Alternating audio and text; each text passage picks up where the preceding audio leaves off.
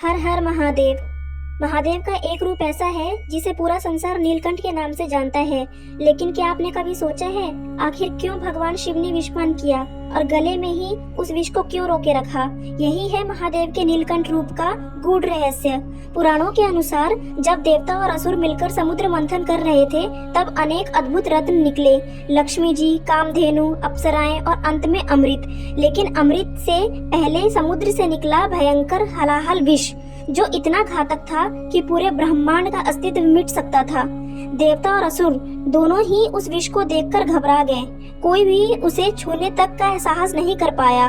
तभी सबकी नजरें एक ही ओर मुड़ी, भोलेनाथ शिव की ओर। महादेव जानते थे कि अगर इस विष को किसी ने न पिया तो सृष्टि का विनाश निश्चित है।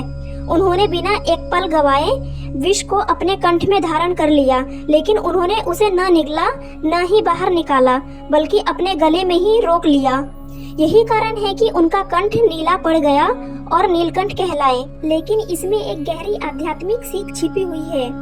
यह विष केवल भौतिक नहीं था, बल्कि यह हमारे जीवन के क्रोध, ईर्ष्या, लालच और मोह का प्रतीक भी है।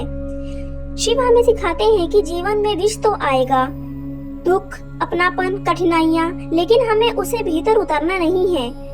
अगर हम उसे पी लेंगे तो मन और आत्मा नष्ट हो जाएगी, और अगर बाहर उगल देंगे तो संसार दुखी होगा। सही साधक वही है जो विष को गले में रोककर धैर्य, संयम और सहनशीलता से जीवन जिए। इसलिए शिव को नीलकंठ कहा जाता है, क्योंकि वे केवल देवताओं के रक्षक नहीं, बल्कि पूरे ब्रह्मांड को धैर्य का पाठ पढ़ाने वाले गुरु हैं। इस कथा का एक और रहस्य है। जब शिव ने विष पिया तो माता पार्वती ने तुरंत उनका गला पकड़ लिया ताकि विष उनके भीतर न उतर सके। यह दर्शाता है कि शक्ति के बिना शिव अधूरे हैं। शक्ति यानी माँ पार्वती ही उन्हें पूर्ण बनाती हैं। यही है महादेव के नीलकंठ का स्वरूप का संदेश। कठिनाइयाँ कितनी भी बड़ी क्यों न हो, अगर मन में भक्ति, धैर्य और शक्ति का सहारा हो तो कोई भी विष आपको परास्त नहीं कर सकता। हर हर महादेव।